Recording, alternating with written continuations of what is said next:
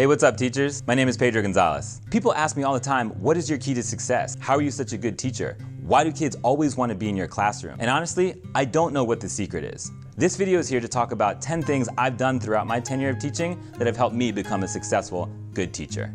Here we go. Number 1, you're either a good teacher or you're just a teacher. I personally believe good teaching can't be taught. It can be mimicked. It also can be imitated, but not outright taught. Being a good teacher means you're multiple people all in the same day. You're part actor, part parent, part dictator, part older brother or sister, and part human. According to students, very small part human. Number 2, you have to love it.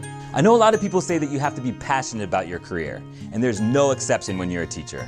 Yes, as a teacher, this is my job, but I rarely ever feel like it. A good teacher thinks about things to do on an everyday basis while doing even the most mundane things like brushing your teeth, eating a bowl of cereal, driving in your car. If you don't love your job, this generation of students will see right through you. If they don't see that you're interested in the classroom itself, interested in them as students, and take value in what you're teaching, then it's going to be a constant battle from day one. So you have to love it. Number 3, and this is kind of a tough one, but you have to realize that some kids are going to get left behind. And it's not your fault. We cannot, as a school and as teachers, make every kid love every subject. Every kid is different. We also have to understand that not every kid is going to pass every test that comes down the pipe. Not every kid takes value in everything we teach them throughout the day. Now, with that said, if you're the kind of teacher that can take that valueless lesson or the meaningless thing to that student and somehow make it fun and relevant to them, then you just might have saved that kid, at least for one period throughout the day. Also, a lot of kids bring a lot from home that you are not personally equipped to deal with by yourself. Those kids need more than just one teacher to help them throughout their day. Remember, it's not your fault. Number 4, as a teacher, you have to be mean. Now, I don't mean disrespectful. I don't mean be angry at the kids all the time. You have to let the students know who's the boss in the class. I personally like the policy of no teacher smiling for the first 3 weeks of school. You gotta really set that tone. I personally do not give any student the benefit of the doubt from day one. If you give them an inch, they will take a mile. When you first get them into class, choose their seats for them until the 4th quarter, when they can prove they can choose to make good decisions who to sit next to. The moment you see a problem occur, address it. Don't wait around a couple weeks until the problem has festered for so long that the students won't even hear your correction. Also, if it gets too crazy, send them on walks to cool them down. Call home, and you have to be consistent. If you establish yourself out the gate, your students are going to get it very quickly.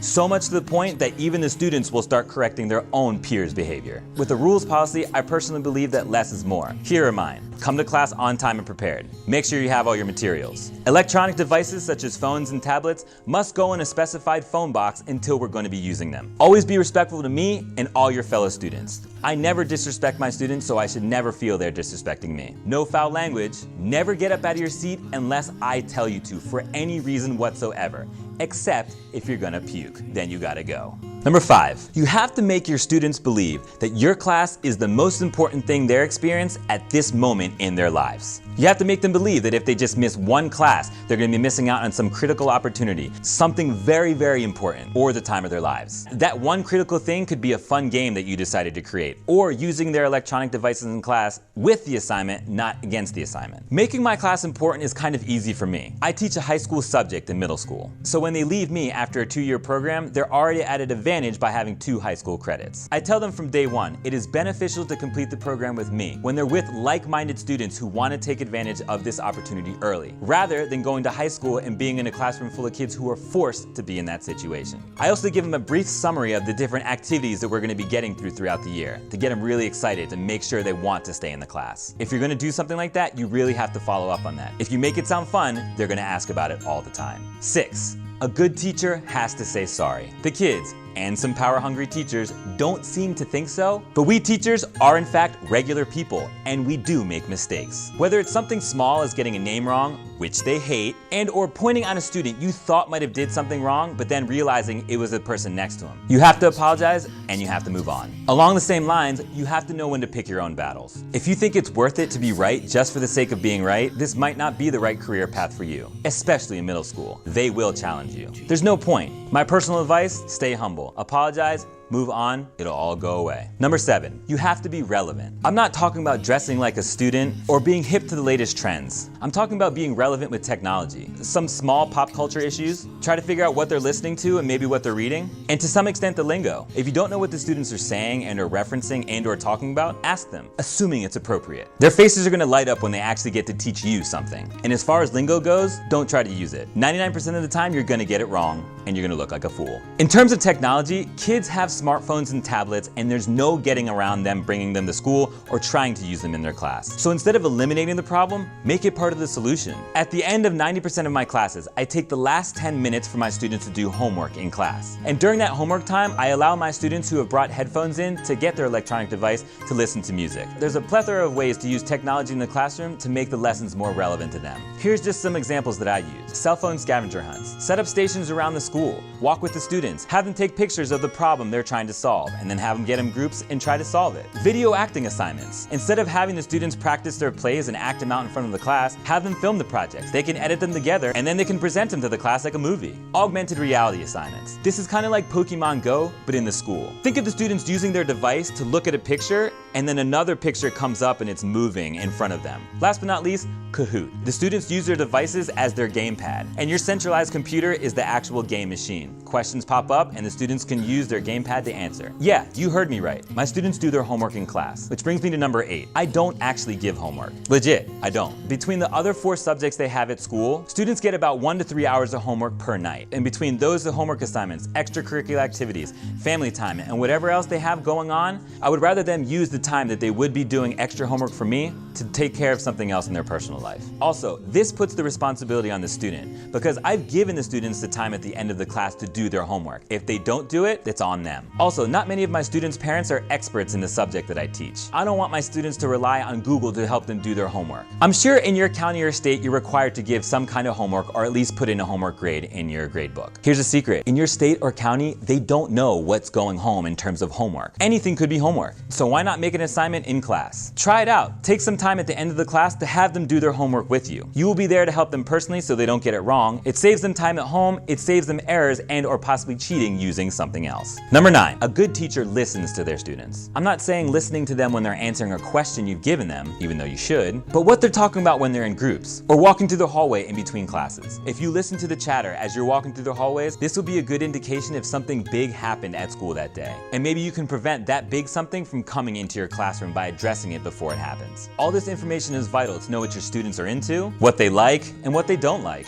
At the end of your class, as you're walking your students to the next class, this is a good time to listen to see if the lesson actually went well. And if you've built up that trust, this is a really good time to ask them what they thought about the class. Now, a lot of students are going to give you some arbitrary answer. Sometimes they might not want to upset you, and they'll say nothing. But the students you've built the trust with will give you that good positive feedback you need to know, and without hurting your feelings. And don't be offended. The students are trying to express what they thought about the class. They might tell you that it was a bad lesson because you've rushed through it, and a lot of people didn't get it. And it's that time just to pump the brakes and just think about it. If a lot of kids are saying it, it's probably true. But why take it from me? Listen to what these students have said about what they think is a good teacher. To be a good teacher is to take the time and make sure your student is doing well.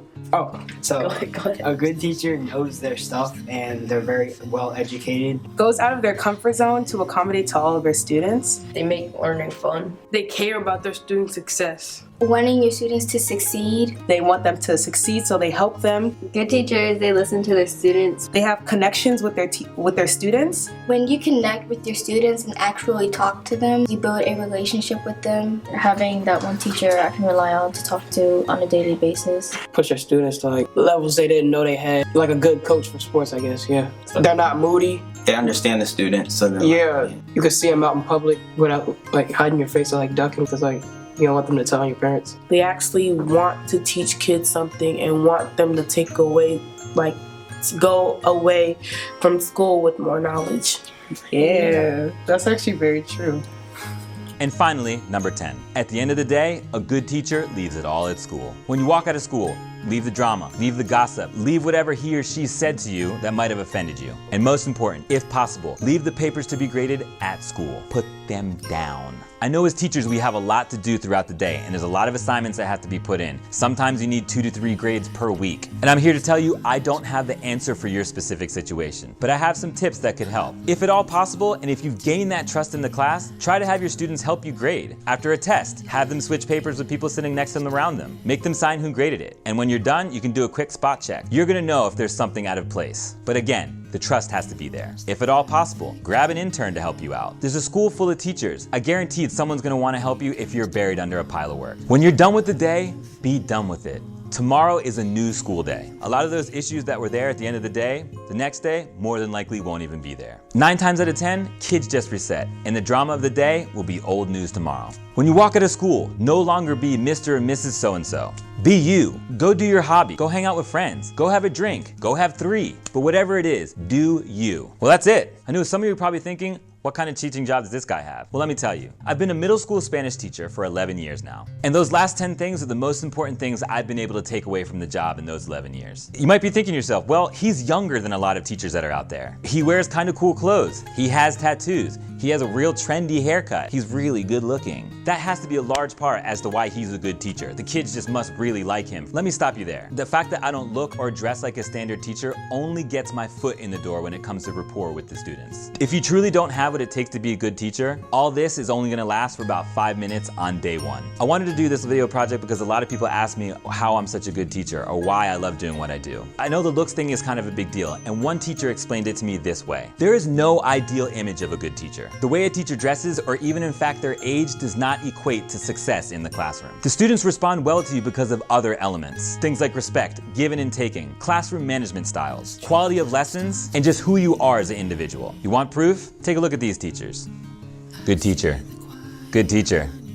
Good teacher. Good teacher. Good teacher. Good teacher. Good teacher. Well, that's it. Thank you so much for watching. I really hope this was a help. With that said, adios.